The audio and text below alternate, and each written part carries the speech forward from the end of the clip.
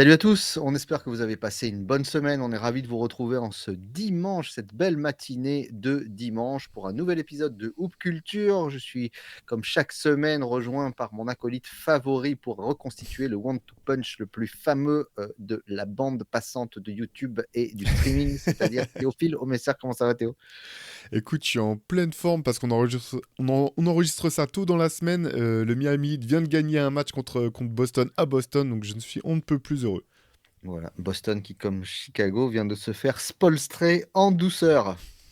Exactement, exactement. J'en parlais d'ailleurs avec Shai dans le CQFR. Alors là, faut remonter dans le temps. Il faut aller comme dans Retour vers le futur. Si vous remontez au CQFR de jeudi pour m'entendre exulter, vous pourrez avoir mon ressenti en live.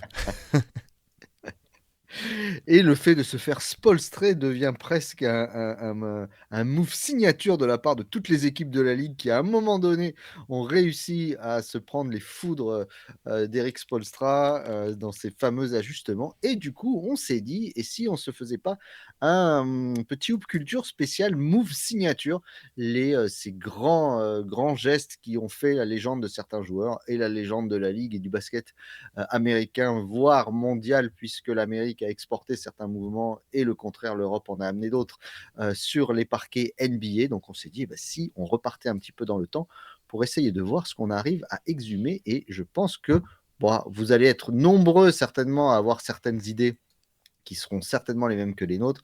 Donc n'hésitez pas à dans les commentaires à nous dire un petit peu ce que vous auriez souhaité voir ou ce qu'on a peut-être oublié, parce que ça arrive qu'on oublie des choses, ça arrive même très souvent. Voilà, donc on va rentrer dans le vif du sujet tout de suite, Théo. Pour toi, quand on parle de signature move, quel est le premier qui te vient en tête? Écoute, il y en a deux qui. Alors, déjà une petite distinction, c'est vrai que parfois c'était pas facile de faire la différence entre go to move et signature move. Ouais, Donc c'est vrai. go to move, le geste voilà favori de tel ou tel basketteur, et le signature move, celui finalement qui reste le plus dans la tête des gens. En gros, je me suis dit bon bah quand j'étais sur mon terrain. Quel move j'imitais, tu vois, quand on essaie de se faire deviner les uns les autres quel était notre move, de quel joueur on était en train d'essayer d'imiter. Écoute, bah, forcément, je vais le sortir tout de suite de l'équation. Je vais commencer par Jordan. Pour ma génération, c'est quand même, on a passé du temps sur les paniers à 2,50 m qu'il y a parfois dans les cours d'école ou dans les terrains dehors, là où tu peux taper des dunks quand t'as pas encore assez de jump pour le faire. Il y a tout un paquet de moves de Jordan qu'on essayait de faire, notamment quand même, je pense, c'est celui en gros du Jumpman, longue sortie, voilà, bras tendu en haut, très haut. Il y avait celui-là, et puis il y avait, tu sais, le fameux deux pieds sur le côté avec l'espèce de moulin sur le côté qu'il est sorti notamment au concours de dunk. Ça, je pense que celui-ci, j'ai dû m'entraîner sur le petit panier qu'il y avait dans ma chambre des heures et des heures durant jusqu'à ce que ma mère vienne tambouriner à la porte.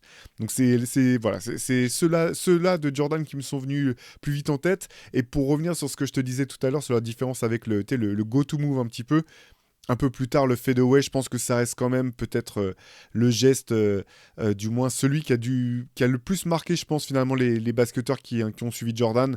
Celui qui maintenant fait partie quand même de la panoplie de tous les arrières ou ailiers de grand talent, le fadeaway. Je pense que voilà, ça reste les go-to moves qui me sont venus tout de suite en tête, Pierre.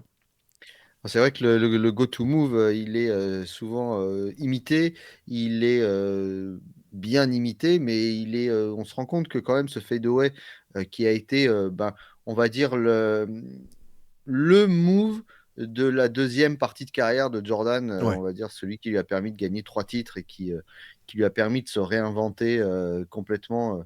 Bon, bah, vous avez certainement, vous aussi, tous essayé de faire un fadeaway sur un terrain en match, pas en match, en 3-3, sur un grand terrain, et cetera. Bon, entre la maîtrise technique, sachant qu'eux, quand ils placent son fadeaway, il est 1 mètre en l'air et qu'il il ressente son corps à ce niveau-là. Donc, c'est très compliqué. Mais tu sais que le premier vraiment, celui qui a développé le fadeaway, c'est Wilt. Il y a plein de vidéos de lui qui a développé ce tir. Ça devait être, mais bah, tu vois, quand on parle de shoot incontrable, un fadeaway de Wilt Chamberlain, quoi. Ça devait être quelque chose quand même, surtout qu'il le maîtrisait bien. Et après, bah, il y a eu évidemment celui de Kobe Bryant qui a, Carrément. on va dire, alors, j'ai pas envie de dire dépasser, mais j'ai envie de dire perpétuer la tradition jordanesque de ce mouvement, ce qui fait que lui, il l'a développé un peu plus tard dans sa carrière aussi, on va dire, dans la deuxième partie, parce que c'est le mouvement ultime quand on n'a plus l'explosivité pour aller au panier. Mais du coup, 90, enfin 2003, Jordan est encore là, et c'est le moment où Kobe commence à le développer et tout. Donc, on a eu en fait presque 20 ans de fade away tous les soirs. Donc, ça a été en tout cas pas le go-to move, mais la Madeleine de move, on va dire, qui nous a accompagnés pendant toute notre enfance basketball. Ouais, c'est clair. Et c'est vrai que Kobe, ce qui était intéressant sur le sien, c'est que j'ai l'impression qu'il l'a peut-être même quelque part perfectionné dans le sens où il pouvait vraiment le faire aussi bien d'un côté du terrain que de l'autre. Jordan, c'était quand même plutôt quand il était à gauche là pour se retourner voilà, vers sa main forte, alors que Kobe, il a vraiment réussi à le maîtriser des deux côtés dans toutes les situations. On sait le taré que c'était en termes de répétition, de travail technique, etc. Ça reste à ce jour-là, même si on en a parlé à plusieurs reprises de Kobe déjà. Pierre Armand, tu sais, moi j'étais pas forcément fan de Kobe, mais ça reste le deuxième arrière le plus complet techniquement que j'ai jamais vu Bien sûr, de ma vie, bien quoi. sûr, bien sûr. Et tu sais que là, récemment, qui parlait du fade away comme ça, je crois que c'était Kevin Garnett et Paul Pierce. Et Paul Pierce disait, ouais, et puis après, il y avait le step back 2P, en parlant de lui. Et t'as Garnett qui regarde, qui fait. Et sinon, il y avait aussi. Et le mec, Ce- clairement, le regarde en lui disant, il y a pas moyen, quoi. Ceci dit, Bon, je vois l'autre se met à se exactement marrer. le move dont Je parlait Paul vois, Pierce, et c'est vrai, tu vois, espèce de j'aurais pas petit du tout step back. pensé. Ouais, maintenant que tu le racontes, je Il vois très très fonctionnait. bien son mouvement. Ouais. Il fonctionnait, mais il le place pas dans le haut de la liste. Moi, un qui. Alors, en fait, pour moi, un vrai signature move, c'est celui où, quand le joueur prend sa position, tu sais que ça va arriver. Et ça marche. Le... Quand Tim Duncan prenait le ballon, prenait sa position à 45 degrés, tu savais que la planche faisait bien petit, petit, petit, et que ça allait fonctionner à tous les coups. Et le bank shot de Tim Duncan, c'est vraiment pas le truc où tu as envie de lui demander, où tu lui dis c'est de la chatte, où tu as envie de lui dire t'as pas dit bank, tu vois. Tu sais que c'était la maîtrise ultime de ce shoot qui partait. Alors, tu avais l'impression qu'il partait droit, et à la C'est fin, tu avais clair. même l'impression qu'il partait en bas, tellement Ouais. il filait. Enfin, c'était tu vois, les ricochets, quand le caillou touche l'eau, bah, c'était par terre. C'était pareil. En fait, ça ricochait sur la planche plus que ça l'a tapé. Et c'était clairement le move signature le plus dégueulasse de l'histoire, tellement il était énervant. Et en fait, ce qu'on aime dans les moves signatures, c'est leur difficulté, le côté spectaculaire. Et de se dire, mais merde, et puis de te dire, mais putain, mais comme il a raison, en fait. Et à chaque fois, toi, tu arrives à l'entraînement d'après, mais non, toi, tu veux que ça fasse un magnifique switch, tu sais que ça touche rien du tout. Alors que c'est ça qu'il faut faire 100 fois. Et je sais pas si tu as vu, là, il y a un compte fan un type qui commande les matchs des Sixers en direct, un gros fan des Sixers, et qui parle de Joel Embiid, et qui dit que il se blesse tout le temps, qu'il en a marre, qu'il attend le moment, et il montre en fait, et il dit il dit à Joel Embiid, si le bon Dieu t'a donné des genoux à toi, arrête de croire que tu fais 1m90, arrête de t'envoyer tes propres alley-oop en Ouais. playoff, parce que quand il envoie son alley-oop, il retombe de Ça a tout aucun son poids sens. sur son genou, et tu vois, il tombe Mm. directement. Et le mec dit, mais enfermez-le dans une pièce avec des vidéos de Duncan qui fait son bank shot, donnez-lui à manger sous la porte pendant une semaine, comme ça il maigrira un peu, mais montrez-lui ça. Et il a 1000 fois raison. Alors, quand il est en tête de raquette, son tir à 3 points, rien à dire, mais voilà, ce besoin de, je sais pas, là, il a failli se péter en 12. Moi, quand il a fait ça, là, l'autre jour contre New York, j'ai cru qu'il se relèverait pas. Non, mais c'est clair, et c'est marrant parce que tu dis effectivement en tête de raquette, ou même tu sais, au niveau de la ligne des lancers francs. Là, moi, je l'avais noté dans ma liste des signature moves. J'ai l'impression que c'est le sien. Là, il a ce petit mouvement où tu sais, il fait mine de regarder le Il cercle recule un le peu, sol, ouais, il et boum, il recule un petit recule un peu. petit peu. Tu vois, c'est comme un mini fadeaway. En fait, simplement, il se penche vers l'arrière au moment du tir, Ça et lui, il ça est lui hyper suffit, lui, avec efficace. la taille qu'il Exactement. fait. Bah, Exactement. Ouais, Et ouais. pour Duncan, tu sais ce qui était fou avec ce bank shot là, parce que c'était surtout quand il était à gauche du panier Mmh. là, c'est qu'en fait c'était indéfendable parce qu'il avait deux moves vraiment sur lesquels tu pouvais pas défendre. C'est-à-dire que si tu reculais, bah il prenait le bank shot. Et tu sais que c'était genre 98% de réussite Ouais. en gros sur cette carrière. Et si tu t'approchais, il avait un petit dribble vers le cercle et petit baby hook là, son petit hook pareil, pas du tout esthétique, ouais, à un dribble de là où il était. Et les deux étaient totalement indéfendables, quoi. C'était choisis ton poison, choisis voilà, le coup de surin ou la balle dans la tête. T'avais pas vraiment d'autre option quand tu défendais sur Duncan. C'est quand même fou d'avoir un des plus grands joueurs. Bon, bah, le débat est ouvert, hein, mais top 5, top 7, en tout cas, un des plus grands éléphants de l'histoire, certainement, hein, enfin, sans débat, sans avoir de highlight absolu. C'est-à-dire d'action où tu fais, ouah, la seule action où tu fais, ouah, c'est un shoot foireux qui prend, là, pour le coup, un coup de châteux contre les Lakers, le fameux shoot où il croit Ouais. qu'il donne la gagne avant Derek Fisher. Mais tu te rends compte, il n'y a pas de gros highlight d'actions qui te font sauter de ton canapé, alors que, mon Dieu, C'est clair. voilà. C'est clair. Bah moi, je vais rester sur un autre intérieur. Peut-être le signature move, quand même, ou du moins l'un des plus célèbres, c'est forcément le skyhook de Karim. Euh, voilà. Ce qui est fou, en fait, c'est que jusqu'à sa retraite, donc jusqu'à 40 piges et je sais plus combien de mois, ou je sais plus quel âge il avait au moment de sa retraite, ça restait totalement indéfendable, en fait. Ça reste peut-être le geste le plus efficace, le plus indéfendable qu'on ait jamais vu. C'est-à-dire qu'en gros, tu pouvais simplement quoi, espérer qu'il ait raté, qu'il rate, c'est de le perturber un petit peu au niveau des hanches à la rigueur, mais injouable. Complètement. Et c'est fou que personne n'ait réellement continué. Parce que tu l'as dit tout à l'heure, tu as dit, ouais, il fait un petit hook. C'est que des petits hooks, en fait. Ouais. Mais ce mouvement-là, sur l'aile, enfin, je sais pas, ou alors il est infaisable, certainement infaisable. Mais imagine aujourd'hui, quelqu'un arrive. Alors, il est moche, oui, il est moche. Il est moche. C'est celui que quand on te le place en face de toi à l'entraînement ou dans un match, déjà, ça se passe qu'en loisir. Ça n'existe pas dans une autre catégorie d'âge Tu sais, ou c'est que ce soit. Ça se anti-sportif tout passe de suite, qu'en si tu le loisir. sors en match. Chut. Ça se passe qu'en loisir avec généralement un mec qui n'a pas une, mais deux genouillères, qui a un bide, mon pote. On dirait qu'il a, qu'il a amené, qu'en fait, c'est son sac de sport. Et c'est lui qui le place, quoi. Il a des lunettes, C'est vrai. tu sais, avec le cordon derrière, le cordon élastique pour pas qu'elle tombe pendant le match. Et il te cale ça, il t'en cale deux ou trois. Mais il a tellement raison. Et je suis très étonné. Toi, tu te dis, un mec comme Victor, il développe ça, mais c'est fini. Un mec comme AD, il aurait développé ça. Euh, je sais pas, mais ça doit être, enfin, ça doit être infaisable. S'ils n'y arrivent pas à le faire, c'est que c'est trop compliqué.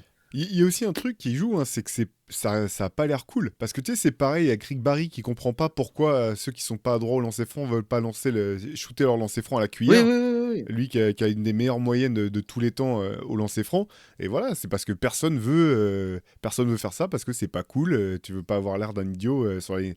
Je pense que c'est vraiment ce qui fait que une des raisons principales pour lesquelles on a personne d'autre n'a travaillé ce skyhook depuis Jabbar. Ah ouais, c'est clair.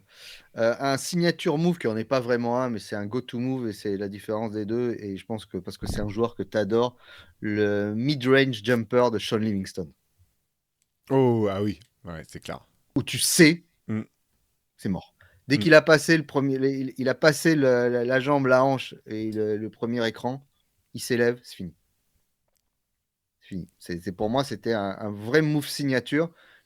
Un vrai move signature, c'est vraiment celui où ça n'appartient qu'à lui parce que cette élévation qu'il avait et le fait de shooter avec les bras tellement haut, c'était vraiment. En fait, le vrai signature move, c'est celui où si tu dois faire la statue de quelqu'un, Tu fais ouais. voilà, tu fais ça. Et si c'était Sean Livingston, voilà, tu mets ce mouvement qui est superbe. Et encore une fois, voilà, aujourd'hui, à part DeMar DeRozan, Jimmy Butler, le mid-range jumper est sous-coté, sous-utilisé, mais je pense que vraiment celui de Sean Livingston, c'était imbattable. Ouais. J'adorais Sean Livingston et effectivement, il s'en servait souvent dans le jeu posté. Et tu sais, il faisait fin, quoi. Tu vois, il avait pas l'air d'un joueur solide. Et à chaque fois, ça me faisait. J'avais exactement la même impression avec Michael Gelabal, que j'ai adoré. Et en fait, je Exactement. postais pour Michael Gelabal ou pour Sean Livingston, tu sais ce qu'ils vont faire, et ils ont l'air d'être, tu sais, ils donnent l'impression d'être fins, mais en fait, c'est des joueurs qui étaient extrêmement durs à la position, et c'était, tu sais, tu pouvais déjà, le mec à la table de marque, il était en train de mettre allez, 2 points pour Sean Livingston, prenait un petit peu d'avance pour pouvoir suivre la suite tranquillement, mais ouais, bien vu, C'est j'aurais ça. pas pensé du tout à le sortir celui de Sean Livingston, c'est ouais, très joli quoi. Alors tu parlais de statut, euh, moi, ça me fait penser du coup forcément au fameux le killer crossover, enfin le crossover d'Alan Iverson. Et on en parlait récemment parce qu'il y a eu une mini polémique. Je sais pas si vous avez vu, il y a une polémique sur les réseaux parce qu'en fait, au moment de dévoiler la statue d'Alan Iverson devant la salle des Sixers, euh, souvent c'était un plan serré où tu voyais simplement Iverson et sa statue. Plein de gens se sont offusqués du fait que c'était une petite statue, pas du tout sur le même modèle que celle de Jordan, Kobe, Shaq et toutes les autres statues qu'on connaît. En fait, il faut savoir que cette statue, elle est placée dans une allée qui est aux alentours de la salle des Sixers et où toutes les statues de tous les joueurs, enfin tous les grands joueurs des Sixers qui ont eu droit à avoir une statue est sur le même format en fait. Donc voilà, c'était pas un manque de respect pour Alan Iverson, mais c'était simplement que c'est comme ça que Philly avait décidé depuis plusieurs années de faire les choses. Mais effectivement, le crossover d'Alan Iverson en étant au ras du sol, et tu sais l'amplitude, parce que Iverson n'était pas grand, mais il avait une envergure de bras vraiment, vraiment dingue, là, d'arriver à passer à ce point d'un côté à l'autre, droite-gauche ou gauche-droite, là, avec une amplitude de malade. Bon, ça aussi, je t'avoue que j'ai passé du temps sans jamais réussir à le maîtriser avec l'explosivité d'Iverson, mais move incroyable, quoi. Jusqu'au bout, c'était aussi un move. En fait, c'était pas le move qui lui permettait de marquer, c'est celui qui lui ouvrait le champ derrière pour aller scorer, mais totalement indéfendable. Pas totalement défendre. Alors, à ne pas confondre avec le killer crossover Oui, de Tim Hardaway, mais bien qui lui sûr. était beaucoup plus haut au niveau centre de gravité. Parce que Iverson, tu le vois, il a la main par terre d'un côté, le short qui touche par terre, enfin, ils sont au sol, quoi. Et c'est ça qui est Mm. beau sur les vraies photos de crossover, comme vous pouvez faire euh, tous ces petits comme Marbury, Steve Francis, etc. Ils sont au sol quand ils le font.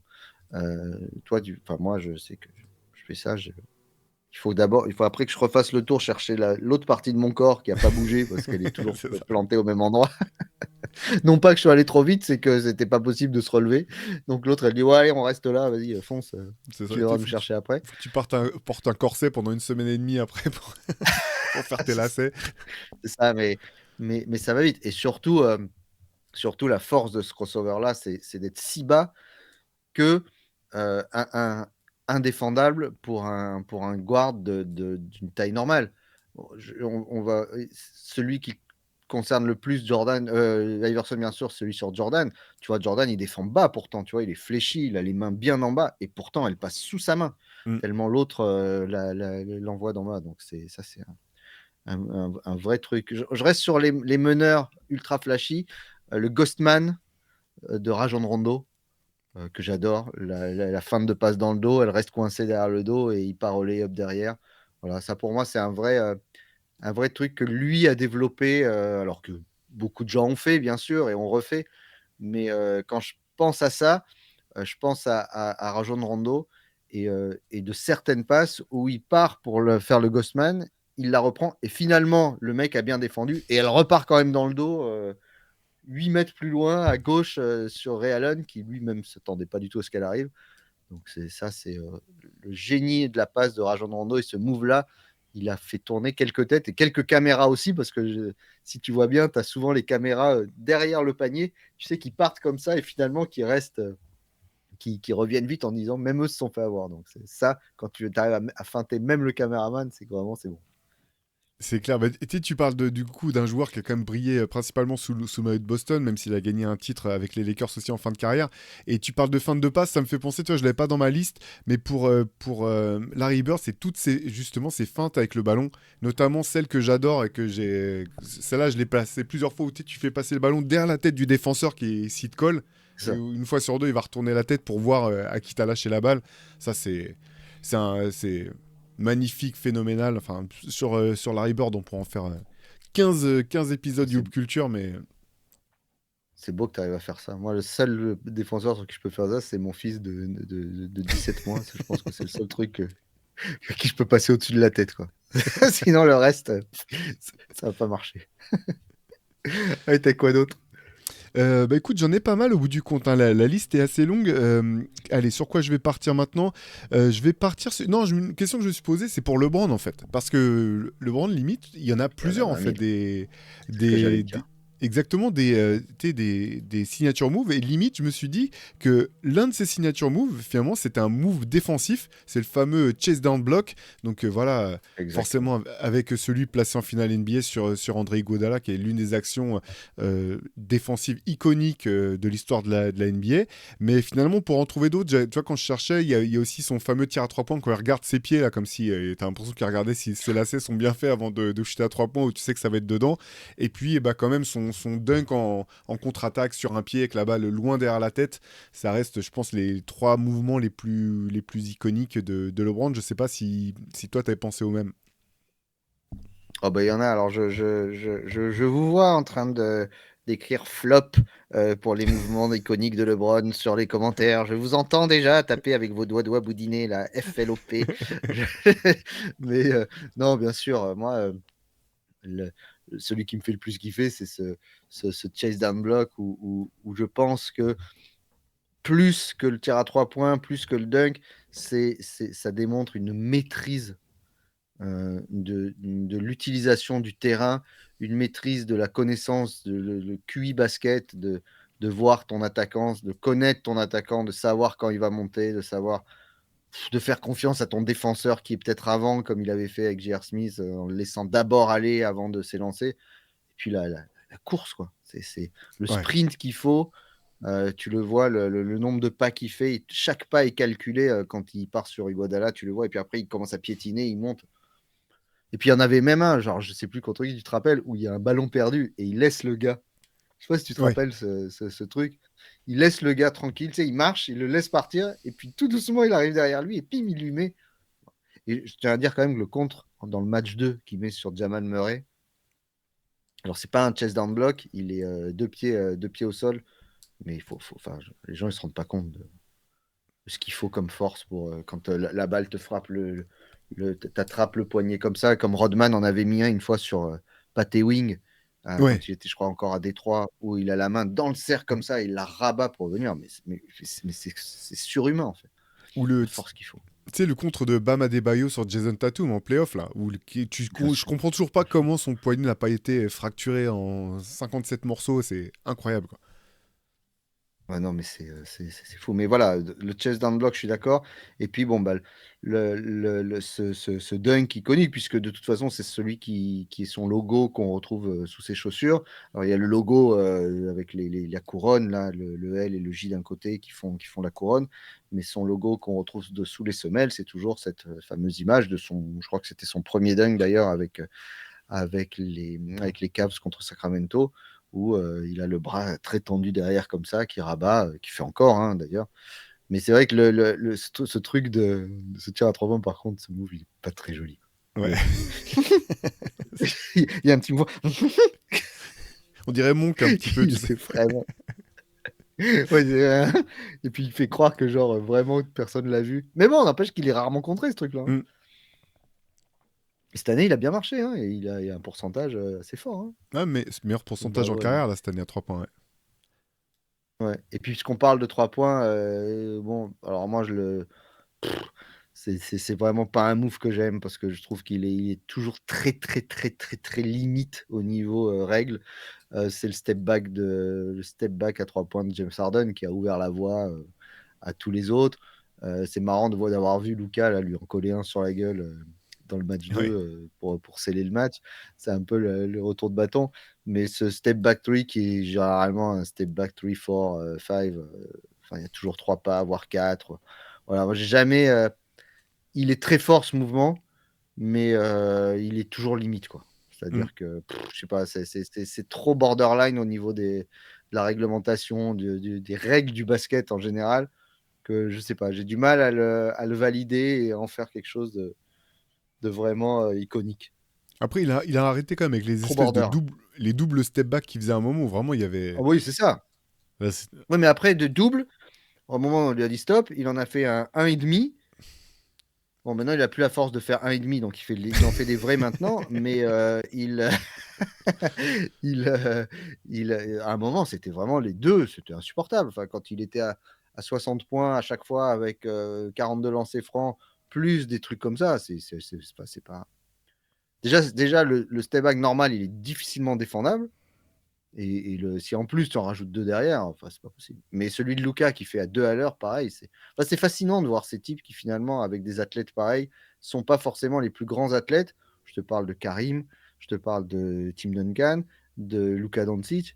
On va parler certainement du futur, j'espère, futur triple MVP de la Ligue dans quelques instants.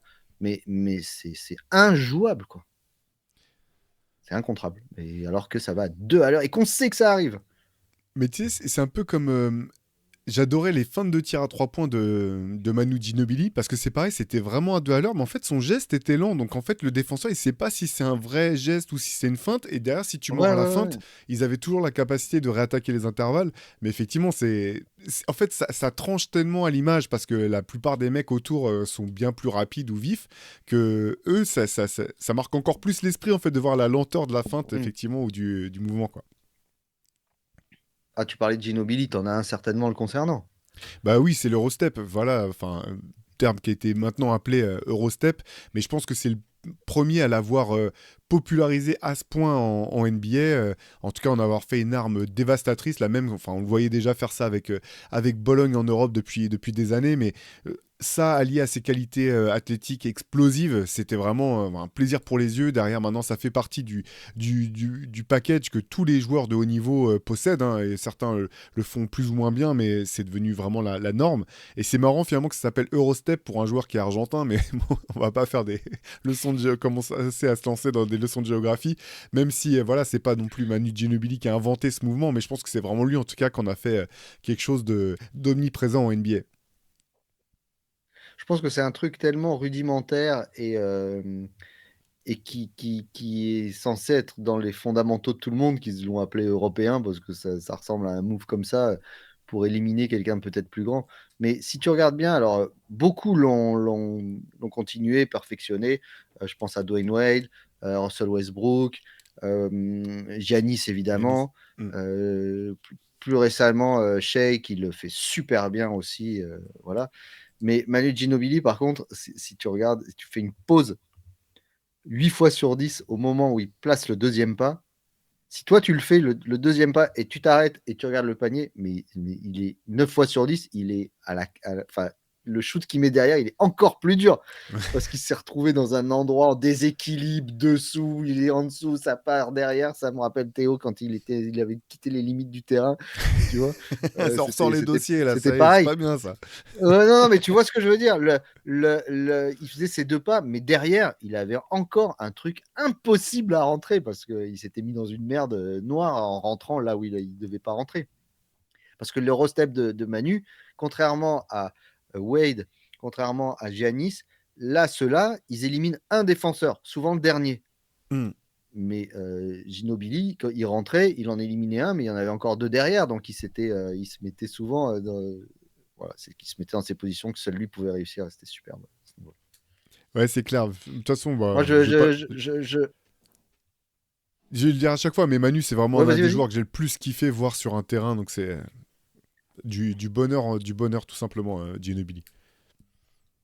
Ah ouais, c'était une merveille. Le autre signature move qui est une signature move beaucoup plus globale, bah le pick and roll de Stockton et Malone, qui je pense a fait cauchemarder beaucoup d'équipes, qui leur a permis d'arriver, de rester en tout cas en haut de la conférence Ouest pendant des années, de rester contender pendant des années sur ce simple mouvement. Voilà, encore une fois, finalement, le signature move, c'est des mouvements qui semblent techniquement simples à faire et qui sont pas forcément remis en place, même si aujourd'hui le pick and roll est au centre de tout système de jeu en NBA. Mais ce pick and roll là, il était, voilà, il était élevé au rang d'art. Ouais. C'est clair, d'autant que quand tu te préparais à jouer le jazz, tu savais qu'ils allaient jouer ça, que tout est reposé quasiment là-dessus, et pourtant tu pouvais pas l'empêcher pour autant, quoi. Tu savais que tu allais le manger et que ça allait être, ouais, dans l'essentiel des cas, fonctionner à merveille, donc c'est cauchemar, quoi. Ouais, cauchemar, exactement. Tu parlais tout à l'heure, des marchés de James Harden. Il y en a un, je pense, qui passerait mal si on le reprenait à la loupe. Et pourtant, qu'est-ce que je l'ai kiffé, c'est le Dream Shake d'Hakeem Olajuwon. Voilà. Mon Oui. pivot préféré, sans conteste, avant l'avènement de Jokic, là, il est un petit peu contesté maintenant dans la balance. On verra le reste de la carte de Jokic. Mais ce move incroyable, en fait, quand tu regardes les appuis, il y a au moins deux marchés. Un au début, parce qu'il change systématiquement son pied de pivot avant de poser le dribble. Et derrière, sur la fin, c'est vraiment les arbitres qui disent aux défenseurs: non, mais démerde-toi, hein, moi, je vais pas te sortir de là. Moi, je regarde le Tu spectacle vois, comme les tout le arbitres, ils monde. regardent, ils font. Les arbitres font. Ouais, vas-y. Ils sont avec des calculatrices Attends, sur le côté du terrain on, et tout. on, on verra. Non, mais tu sais, genre, il y en a, il est sur le côté, il fait, ah, c'est bon, c'est bon.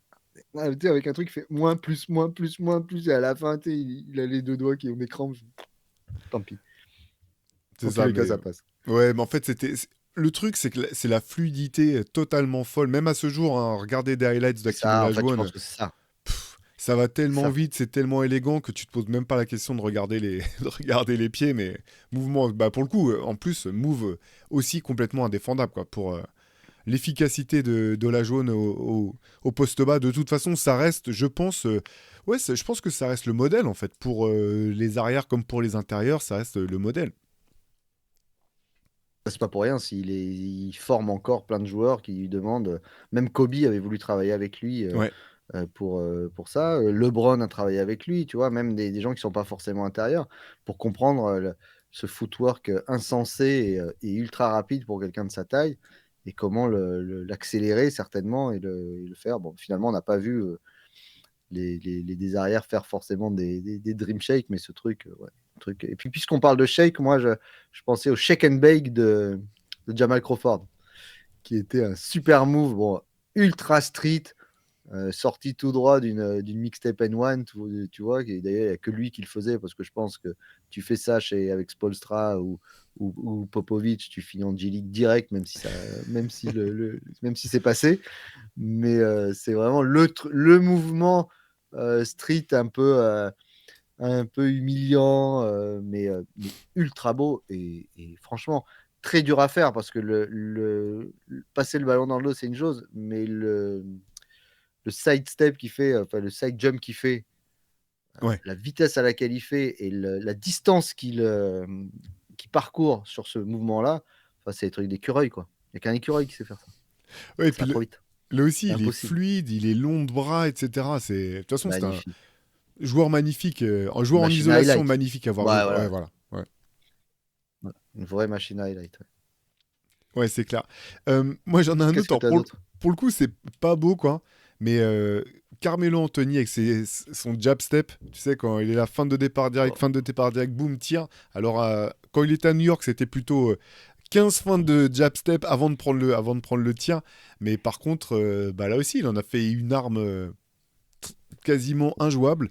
Ouais, C'est à ça que me fait penser un petit peu, c'est pas tout à fait celui dont on parlait tout à l'heure de Joel Embiid, parce qu'il sort pas forcément l'appui, il fixe les appuis du défenseur, c'est plus une espèce de feinte d'endormissement, mais voilà, c'est jab step, Carmelo, il a fait l'essentiel de sa carrière là-dessus. Euh, voilà, en termes d'efficacité, redoutable. Ça tue le jeu offensif de ton équipe parce que tout le monde s'arrête et devient spectateur, mm, mais par contre, efficacité c'est redoutable. ça. Ce que j'allais te dire. C'est un move à 17 secondes. Voilà. C'est-à-dire, il regarde, il est dos au panier, il regarde l'horloge, il fait coucou à deux, trois personnes, il se retourne, premier jab, deuxième. Mais voilà. Pour moi, c'est vraiment le pur basket new-yorkais, ce truc-là. Hmm. Alors, c'est même pas la triple menace parce que c'est pas le cas, mais ce Ah, tu savais long qu'il jab avait step pas passé, hein. pour se Tu savais créer qu'il allait pas faire la passe, de toute façon. Oui, oui.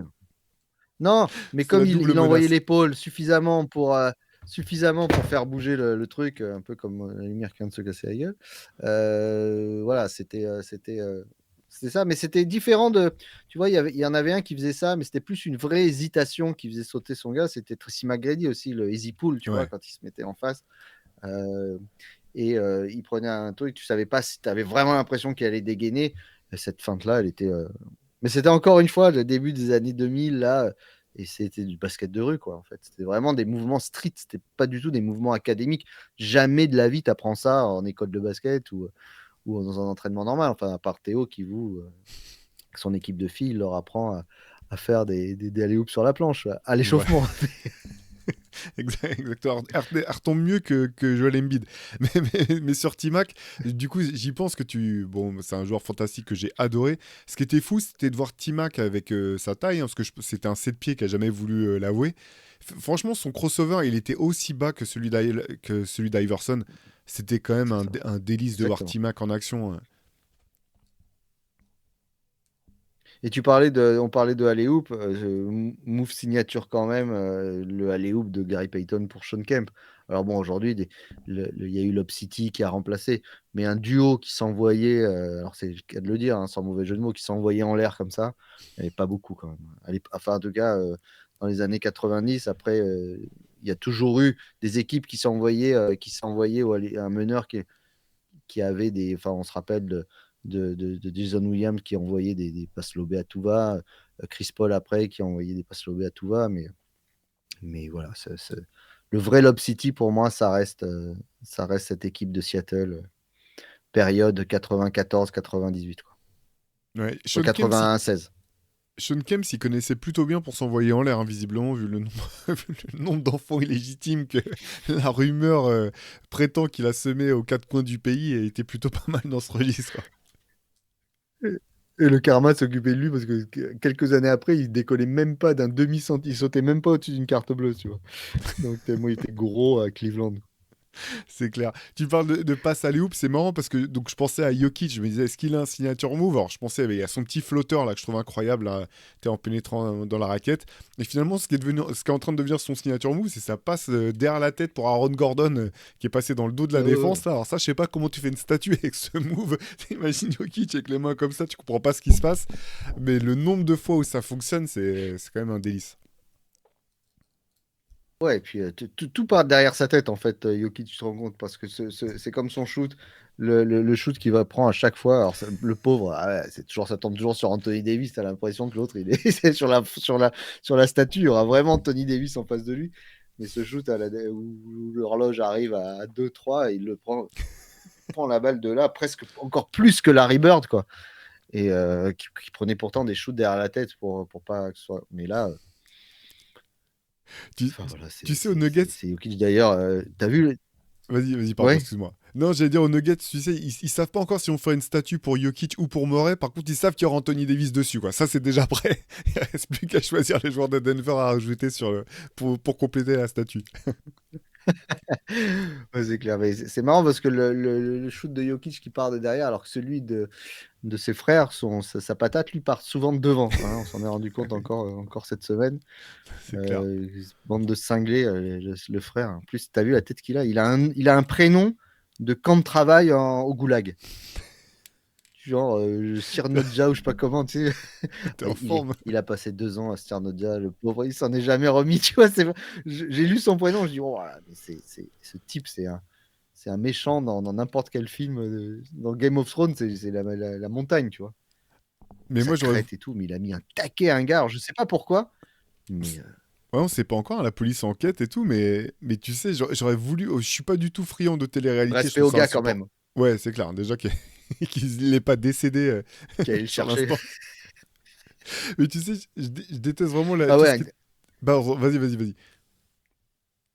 non, non, vas-y, télé-réalité, ouais. Ouais, télé-réalité, parce qu'en fait, j'aurais rêvé voir une télé-réalité des Jokic, parce qu'en fait, ils habitaient ensemble, les frères, au départ, là, et j'avais vu, alors je sais plus quel joueur, c'était Gary Harris, je crois, à l'époque où il était encore à Denver, quelqu'un lui posait une question, mais ça se passe comment chez les Jokic? Et il disait, bah c'est cool, ils nous invitent, mais des fois, on comprend pas trop, t'es là en train de regarder un match, et ils se mettent à faire de la lutte entre eux, à se choper, se faire des tentatives d'étranglement au milieu du salon, c'est pas trop ce qui se passe. Je pense que c'est voilà, c'est les gardes du corps les plus efficaces de l'histoire de la ligue là, les deux frères Jokic. Ils ont des têtes à avoir des poules vivantes dans l'appart, et tu sais, disant qu'est-ce qu'on mange ce soir? On va manger du poulet, il l'attrape, il la déchire en deux, il la met dans la casserole. Ah non, mais c'est marrant ce truc. D'ailleurs, si vous aimez les histoires de fratrie dans le sport, il y a un très joli documentaire sur la légende, enfin une légende, il est jeune retraité sur le Jason Kelsey, le joueur de NFL des Philadelphia Eagles, qui a sorti un documentaire qui s'appelle Kelsey tout court, où c'est autour de lui, de ce qui est censé être sa dernière saison. Alors, il y en aura une autre derrière, mais du coup, on voit la relation qu'il a avec son frère Travis, qui lui joue au Chiefs de Kansas City et qui est très connu pour être le Swiftie numéro 1 de Monsieur Tay Tay. Mais voilà, donc c'est très intéressant de voir la relation et la manière dont eux deux se sont construits et où la famille est au centre de tout, un petit peu comme les frères Antetokounmpo finalement, où tu te rends compte que là, il y a une histoire formidable où Giannis n'est pas à révéler être allé chez Nike parce qu'Adidas n'avait pas voulu prendre son frère avec. Bon, Adidas, au moins, ils ont eu les coucougnettes de dire non, mais c'est pas possible, c'est pas basketteur, lui. Bon, voilà. mais finalement, ils ont quand même. Cette histoire, elle est folle de dire moi, je vais aller ailleurs parce que vous signez pas mon frère. C'est vraiment très. Et il le dit dans son documentaire il le dit si les frères avaient peut-être pas pu rester aux États-Unis, quand ils avaient fait des demandes de passeport pour qu'ils viennent, etc., il avait dit clairement, moi je rentre, je reste pas. Il préférait vivre en Grèce dans un appartement illégal que continuer son rêve NBA si sa famille n'était pas là. Donc, je pense que Jokic, d'ailleurs, il y a une vidéo là cette semaine où on le voit en conférence de presse et quelqu'un dit son prénom normalement, vraiment son prénom, en Nicolas. disant le bon accent sur Nicolas, et tu vois, je suis trop content. C'est vraiment un drôle de personnage. J'ai vu cette vidéo, j'ai pensé, alors, je sais pas si parmi vous il y a des fans de la série Brooklyn 99, mais il y a un personnage dont le fils s'appelle Nicolas, et il fait, tout le monde dit Nicolas, il dit non, non, Nicolas. Nicolas? Non, non, Nicolas. Et il fait répéter 15 000 fois. J'ai l'impression que c'était un petit peu pareil pour Jokic. Et pour Kelsey, j'ai adoré ce documentaire. Tu fais très bien d'en parler, Pierre Armand. Là, j'ai vraiment kiffé ce documentaire, histoire folle, hein, parce qu'ils se retrouvent en finale du Super Bowl, l'un contre l'autre. Première fois de l'histoire de la NFL que ça arrivait. Donc, c'est le genre de scénario, tu dis, non, mais au cinéma... Ça aurait été un film de fiction, tu dis, mais arrêtez, finale de Super Bowl, les deux frères, sérieusement, vous pensez que quelqu'un va croire ça? Et au bout du compte, c'est vraiment ce qui s'est produit. Et le documentaire est hyper sympa, franchement, j'ai adoré ce documentaire aussi. Et c'est marrant parce que Jason est le plus, on va dire, le plus. C'est très difficile à dire parce que c'est le plus posé des deux, le plus intelligent des deux, le plus rationnel des deux. Il y a cette scène magnifique où à la fin de ce Super Bowl, donc lui a perdu. Vous connaissez ce Super Bowl, il y a à peu près 178 milliards de confettis qui partent en l'air. Les perdants restent. Et lui, en fait, il voit son frère qui est content et qui gagne le Super Bowl. Sa mère arrive, le console lui. Et la première chose qu'il lui dit, il lui dit va voir Travis, tu vois. Va profiter avec Travis aussi. Mais il attend de voir sa maman. Il s'excuse auprès de sa mère. Mais il fallait qu'elle soit triste à un moment donné. Elle avait un maillot avec d'un côté rouge, d'un côté vert. Ça devait être un calvaire pour les parents. Et en fait, c'est le plus posé. Ils ont un podcast tous les deux, mais en Qui même temps, cartonne. c'est un déglingué complet. Je pense que Jason Kelsey, il faut le voir quand son frère joue. Il est tout le temps au stade. Le jour où il joue sa finale de conférence, puisque tu as vu le truc, il finit son match. Donc, il se déshabille et il va dans un bar. Il met un t-shirt des Chiefs pour regarder son frère jouer avec sa casquette AFC Champion, tu vois, incroyable. Mais c'est un déglingo. Il a raconté qu'il avait perdu sa bague dans un bol de chili parce qu'il était ivre-mort et tout. Et puis il avait dû mettre les mains dedans pour s'en foutre plein la figure parce qu'il est tout le temps torse nu à faire le fou. C'est des personnages de catch en fait. Ouais, c'est ça. Et il a perdu sa bague dedans. Il a raconté ça. Trop marrant. Incroyable. Non, mais le document. Famille ultra sympa et personnage génial. Carrément. Ouais, c'est clair. C'est clair. Allez, dans le côté plus sobre, mais c'est l'anecdote que tu sors sur le Super Bowl qui me fait penser à ça.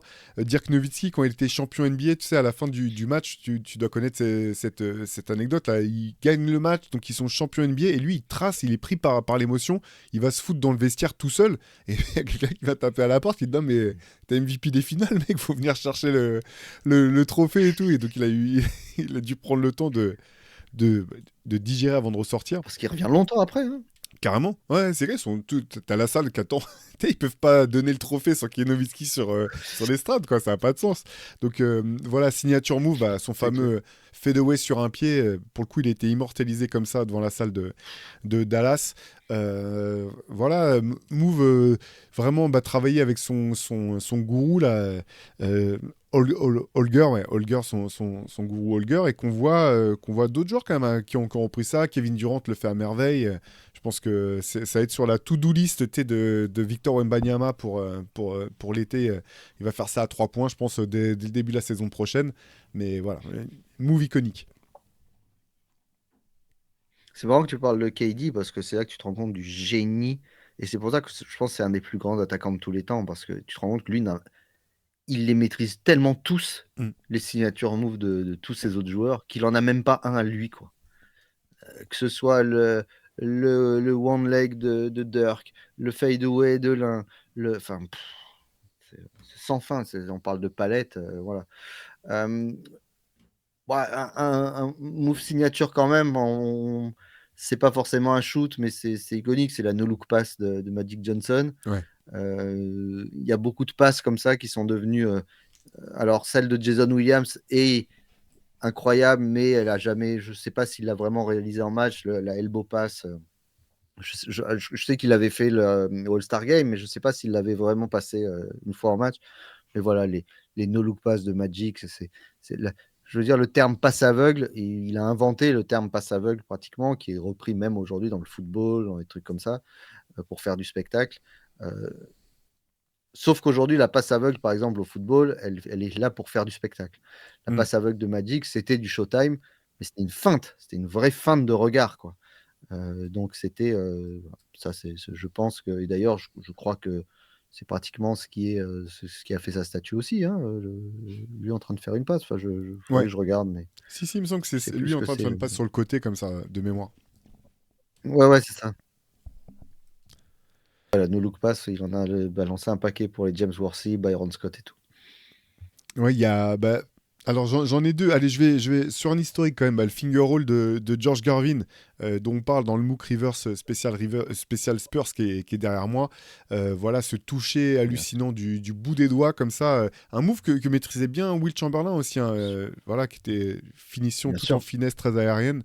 Là, finalement, je pense que c'est un petit peu, tu sais, l'ancêtre du flotteur ou du teardrop que maintenant voilà tous les joueurs maîtrisent, c'est cette capacité quand même en élévation à les finir très en douceur avec un ballon qui monte en cloche. Mais sur Garvin, pareil, tu vois des images au ralenti, même si les images remontent aux années 70, c'est d'une poésie et c'est incroyable. Ah oui, c'est superbe. C'est très compliqué à réaliser. Euh, à la... Moi, je suis d'accord avec toi en disant que il s'est transformé en teardrop, ce mouvement. Parce que George Garvin, lui, il t'envoyait des finger rolls vraiment sur l'aile, limite en limite En de zéro. raquette, quoi, hein, Ouais. à l'extérieur de la raquette. Ouais, ouais. Donc aujourd'hui, c'est plus le teardrop qui a été ensuite devenu l'arme fatale de Tony Parker. Mais ça, c'est sûr. Les signatures move, quand même, le vrai, la chaque attaque, ce dunk de mammouth, comme disait Georges Eddy, de Shaquille O'Neal qui se retrouvait en remontant les jambes, accroché en remontant les jambes, cette attaque enfin, ce truc de domination demande à. Comment il s'appelait le pauvre là, Ouah, j'ai un trou horrible. Le New York là qu'il a pris, il s'était énervé Ah oui, derrière. j'allais dire Dudley, Oui, oui, voilà. c'est ça, hein. Chris Dudley. Non, Ouais, si, si, Chris si, Dudley, si, c'est ouais. ça. Ouais. Oui, qui se retrouve Qui se même le prend où chaque dessus et retombe qui après lui dessus. Oui, envoie c'est ça. ouais, le pouce et l'autre lui renvoie le ballon dessus. C'est Oui, ça. voilà, ce mouvement-là, il est incroyable. Il a déterminé un petit peu toute une période quand même de domination de la part de Jacques, alors qu'il soit à une main ou à deux, quand même, c'était fou, quoi. plus en finesse, pour Stephen Curry, c'est forcément lié au tir à 3 points. Je pense que c'est le fait de se retourner directement après avoir shooté. Alors ça avait été tenté par le passé, hein. Il y a deux coéquipiers de Washington qu'on avait fait, qui s'amusaient à le faire souvent. C'était ton ami Gilbert Arenas et plus tard Trae Young. Trae Young, pas Trae Young, qu'est-ce que je raconte? Nick Young, pardon, aux Lakers, où il y a l'un des plus beaux mèmes. Tu balances une brique, tu te retournes avec les De bras levés. conscience. Voilà, exactement. Mais Curry, voilà, je pense que c'est. Aujourd'hui, si quelqu'un fait ça, c'est un hommage direct à Stephen Curry. C'est Guy- c'est d'ailleurs, c'est Victor qu'on a fait un Ouais. beau en fin de saison, là. Ouais, ouais, c'est vrai. Mais ouais, Steph, après, bon, bah, dire c'est le shoot à 3 points, le move signature de Steph, c'est compliqué de dire ça. Mais oui, oui. Alors, Steph, c'est plus des actions iconiques, je pense, qu'un move en soi. Mais bon, c'est pareil, c'est trop de génie pour sortir quelque chose. On reste dans la poésie. La faute technique chez Rachid Wallace. Signature move étonnant. C'est vrai. C'est vraiment. Si on fait sa statue, il serait comme ça, en train de s'énerver après un arbitre. Oui, oui, c'est devenu. Alors, de running gag, c'est devenu vraiment un move signature. C'est-à-dire, tu l'attends, quoi. Tu sais que ça va arriver. C'est clair. Et bah, du coup, moi, je vais enchaîner avec l'un de ses descendants directs, le coup de pied dans les couilles de Draymond Green. Là, pareil pour la statue, je pense que ça ça sera vraiment l'image, voilà, pour un joueur incroyable, mais ça reste quand même son geste le plus sûr. Son geste le plus. C'est vraiment le réflexe quand le médecin te tape sur le genou, quoi. C'est-à-dire, le truc, il part et à chaque fois, il dit c'est pas moi, c'est mon pied qui est parti tout seul. Et Grayson Allen, lui, s'est calmé, mais pendant un moment, c'était une bonne petite ordure à Duke. Tapez Ah bah ouais. Grayson Allen Duke, il avait une spécialité de croche-patte, mais vraiment de croche-patte de fille de pute. C'est-à-dire vraiment tu sais, genre, je suis à terre, l'autre repart en contre-attaque et je balance la jambe. Et c'était vraiment pas top, quoi. C'était le petit geste dégueulasse. Non, mais celui-là, ouais, ouais. Et il s'est calmé là-dessus, par contre. Ouais, ça a C'était été pas un les mêmes moment le gabarits en genre le. NBA, donc il s'est dit qu'il allait s'en prendre une. Oui, c'est ça, parce que ça a été un moment le genre le plus détesté de tout le pays, là, dans ces années-là. Ah ouais, tout le pays. Ah ouais, de tout le pays. On savait même pas qui c'était, mais c'était le joueur le plus détesté des États-Unis. Je parlais du dunk à deux mains tout à l'heure. Moi, il y en a, quand je pense dunk à deux mains, je pense à un joueur, c'est Latrell Sprewell. Cette attaque de cercle qu'il avait, tu sais, toujours où il arrivait, les deux mains, le ballon derrière le dos. Ah ouais, ouais, ouais. Ah, il y a des photos de ça. Pour moi, c'est un vrai move signature d'un joueur, Latrell Sprewell, celui-là. Ouais, incroyable. En plus, il repliait les jambes derrière lui, là, donc l'impression était encore plus visuelle, était folle, quoi. Ouais, tout à fait. Et je vais finir par une petite taille. On en blaguait avant de commencer l'émission, mais bon, pour Chris Paul, malheureusement, ça risque d'être la blessure en playoff, le signature move. Si jamais il n'arrive pas à aller décrocher une bague, genre incroyable, mais par contre, bon, il pourra le partager avec Blake Griffin aussi, qui a pris sa retraite récemment, là. Il a même été affiché sur une photo du match 2 contre les Clippers où il est sur le bord du terrain, l'air défait, avec Luka Doncic qui lui passe devant en train de crier sur la foule et lui il le regarde.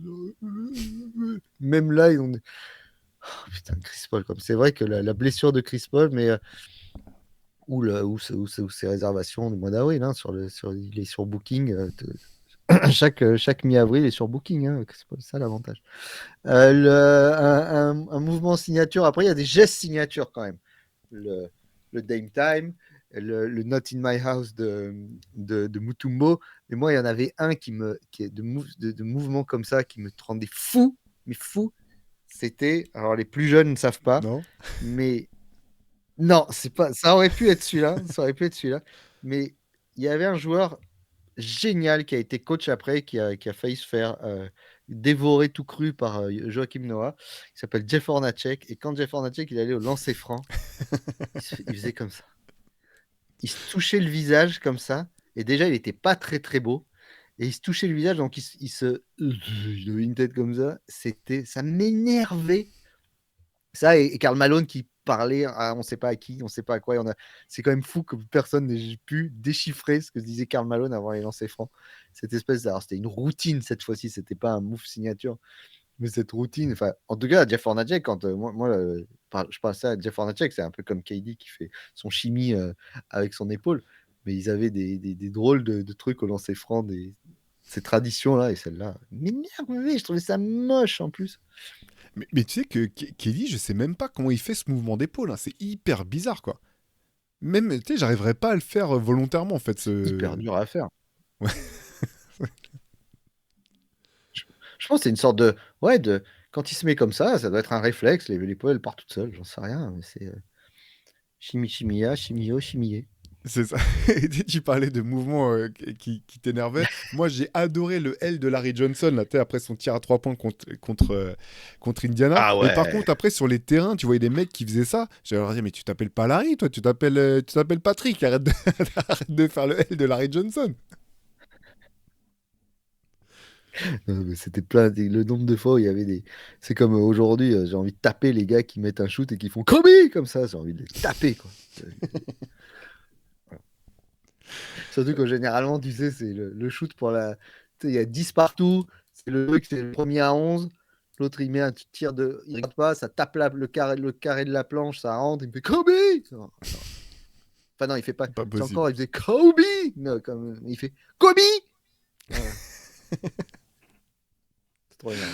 Euh, Magnifique, ça. Envoyez-nous vos imitations aussi de cris sur Ouais, les je crois terrains. qu'on a fait un bon tour là. Ouais, c'est clair. Tu veux qu'on passe sur les coups de cœur ou tu avais encore des On va moves peut-être passer à nos rubriques du coup. Ouais. Eh ben ouais, on va parler un peu de nos coups de cœur. Qu'est-ce que tu as trouvé, toi, Théo, cette semaine? Alors moi, cette semaine, j'ai un morceau de Nas produit par DJ Premier qui s'appelle What Defines My Name. Je t'avoue que j'ai été bluffé par ce morceau parce que j'ai été voilà, Nas m'a encore une fois mis par terre. La prod de Premier est vraiment cool. L'alchimie entre les deux est très bien, mais j'ai l'impression que Nas, il a pas pris une ride, quoi. C'est complètement fou. Et le plus dingue, c'est que donc il y a un teasing énorme autour d'un album potentiel entre DJ Premier et Nas. L'album qu'on rêve d'entendre depuis 30 piges. On s'était dit, bon, bah c'est mort, jamais ils le feront. Et finalement, là, ça a l'air d'être bien parti. Donc, ça, c'était mon énorme coup de cœur de la semaine. Là, le morceau, j'ai pas arrêté de l'écouter.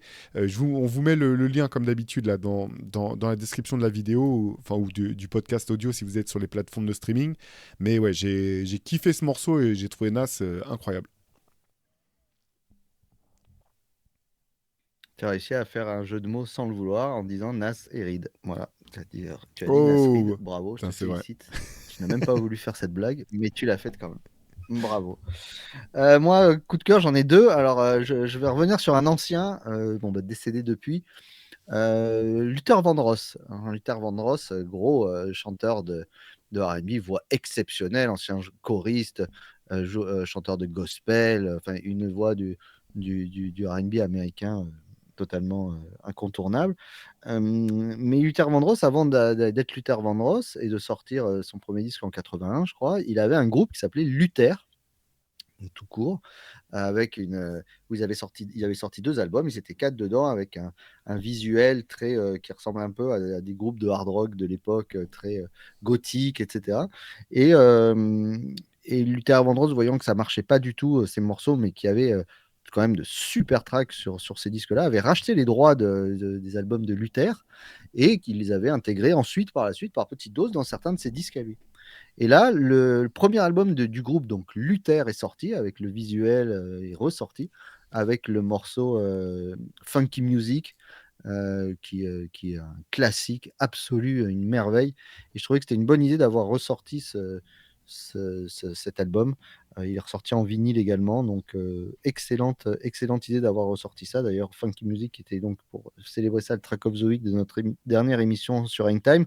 On a reçu l'excellent rappeur Samir Hamad, un MC qui vit à Montpellier, fils de réfugiés irakiens qui a grandi en France et on en a parlé l'autre jour, fait beaucoup de clins d'œil à la NBA, il y a un morceau qui s'appelle Spudweb, il parle de Larry Bird, etc.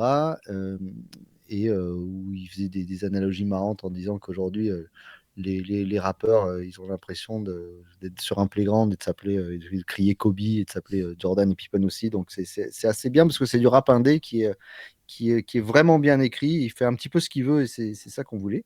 Donc ça, c'est au niveau musique. Et au niveau lecture, vous savez que j'aime bien vous donner de la lecture. On va commencer à beaucoup, beaucoup, beaucoup parler des élections américaines qui vont déterminer un petit peu notre avenir à tous pour savoir si on va mourir dans une guerre nucléaire ou si on va continuer à vivre tranquillement. Donc, je vous conseille de lire la biographie de cet enfoiré de première catégorie qui s'appelle Roy Cohn, qui est l'avocat bon, bah, plus connu récemment pour avoir fait Donald Trump, mais surtout qui est un avocat qui a démarré avec le McCarthyisme, qui est un animal politique qui a façonné un petit peu la manière de voir des républicains et les conservateurs, etc. On peut le dire, c'est une ordure finie, mais c'est un personnage malheureusement incontournable aujourd'hui dans le paysage politique américain. C'est un livre qui est écrit par Philippe Corbet, qui est journaliste à RTL et qui est correspondant à New York depuis 2015. Et voilà, c'est comment ce type-là qui est devenu le mentor, on va dire, de toute une génération et qui a, à travers les âges, donc qui a fait Reagan, le McCarthyisme, et c'est lui qui a dit, plus ou moins, qui a lancé le concept de il n'y a pas de bonne ou mauvaise publicité, il n'y a que de la publicité. Donc voilà. C'est très, très, très intéressant parce que ça ouvre en perspective sur cette drôle de société que sont les États-Unis. Ouais, ça a l'air passionnant. Dis donc, effectivement, avocat. Donc, il a été avocat de Ouais. McCarthy carrément à l'époque du McCarthyisme ou par la suite Non, non, il était avocat. Il était avocat. C'était le bras droit du sénateur McCarthy, Ok. qui, en manipulant un juge, avait réussi à faire condamner à mort cette pauvre Ethel Rothenberg. Voilà. Rosenberg, je veux dire, pardon. Mm. Voilà, c'est des gens sans scrupules, sans rien, mais c'est très intéressant parce que c'est pas c'est plus c'est du machiavélisme politique et c'est toujours intéressant parce que bah, on comprend plein de trucs parce que souvent on se dit mais comment ils peuvent penser comme ça? Comment on peut en arriver là? Voilà comment, grâce à des types comme Roy Cohn qui sévissent encore et qui sont dans l'ombre. Il faudrait faire, je pense, on pourrait faire une série Netflix de 15 saisons sur ce personnage. Eh ben super, c'est noté. Moi, je te dis, je continue ma liste de livres sur ma table de chevet ne cesse de grandir à cause de toi, Pierre. Mais je me note ça avec intérêt, comme toujours. On enchaîne sur les. Est-ce que alors, je t'avoue que j'étais plutôt tranquille cette semaine. J'avais pas de coup de gueule. Je sais pas si toi t'avais un coup de gueule particulier. Oh, Moi non plus, j'étais bien là, j'avais reçu mon petit texto d'excuses de Beyoncé qui m'a dit désolé pour la playlist la dernière fois, je vais me démerder, je vais t'envoyer ça. Vraiment, non, sympa, sympa. Bon, on doit se voir bientôt, puis, je t'appellerai, je te dirai. Donc j'étais content, pas de pub. Et puis l'autre jour, je vais à la librairie justement pour regarder un peu les nouveautés et je vais voir dans les livres de sport, en espérant toujours qu'un jour il y ait des livres en VO qui arrivent et que je trouve les fameux livres que tu nous montres tout le temps, notamment celui sur la ABA que j'attends vraiment. Je vais le commander sur Amazon, mais je préfère acheter toujours à des libraires que d'aller sur ouais. Amazon. Et donc, je vois qu'il est sorti en livre de poche la biographie de ce bon vieux Scotty Pippen. Alors, je me suis dit, tiens, je vais me plonger dans la biographie de Scottie Pippen, évidemment, personnage hautement intéressant. Voilà. Et ben, c'est une bouse. Eh ben, c'est une bouse. Voilà, c'est déjà le titre normal est Unguarded. Là, il y a marqué libéré. Non, rien à voir. Mais voilà. Il explique comment il est devenu un rouage essentiel de l'équipe, pas de problème. Mais ça commence de trucs rageux parce que ça commence du fait qu'il n'était pas content parce que dans The Last Dance, il n'était pas dépeint comme le coéquipier modèle qu'il était, ce dont on ne doute pas, et ce qu'il raconte. Hein, c'était quelqu'un qui s'attachait beaucoup aux gens. Mais c'est vraiment un truc voilà. Il règle ses comptes avec Doug Collins, avec. Bon, voilà. Alors, j'en suis pas loin.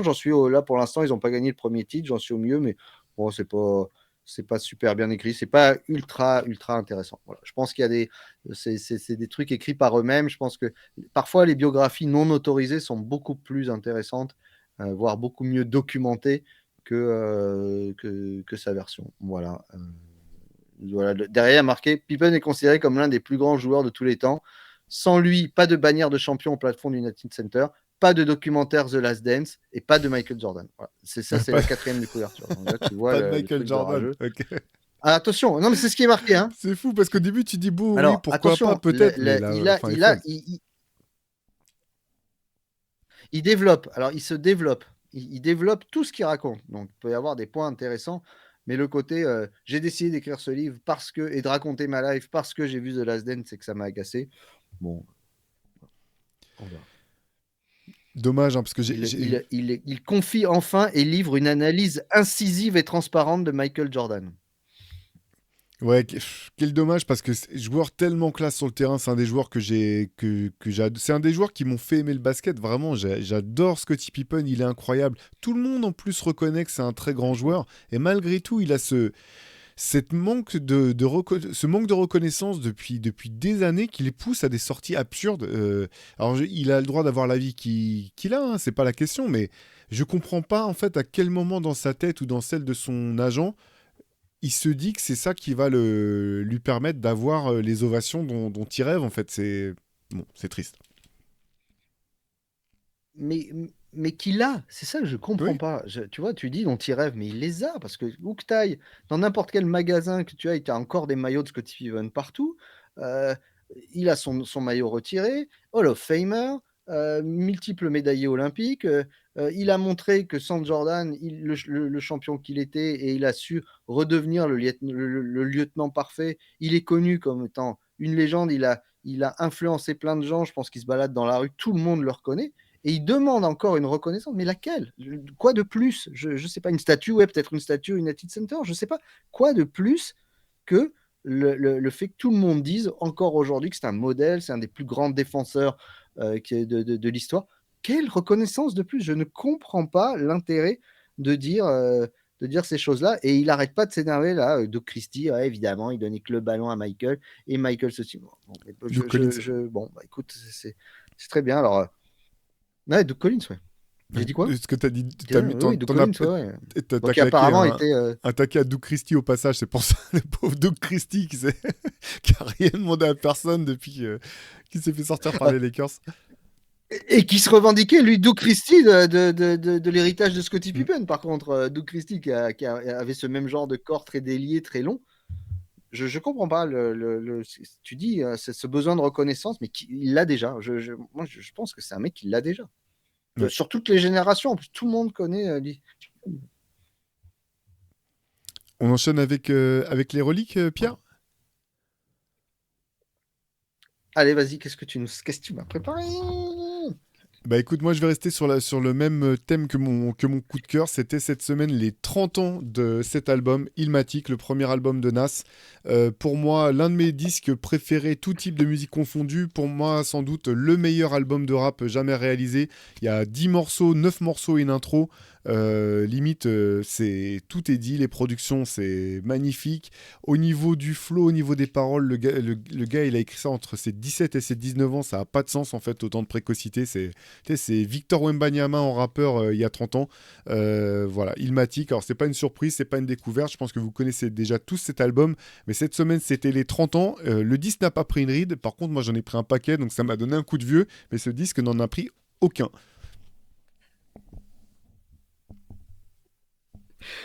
Et on en revient à Nas et Reed derrière. Donc, C'est vraiment, vrai. ce sera le fil rouge de notre émission. Moi, je te sors. Tu sais que j'aime bien les casquettes des équipes championnes. Et donc, Sport Specialties en 95, voilà. Ça, c'est la casquette du back-to-back de Houston. Bon, très bien quand on la voit comme ça. Le problème, c'est que cette casquette, je ne la mets jamais. Pourquoi?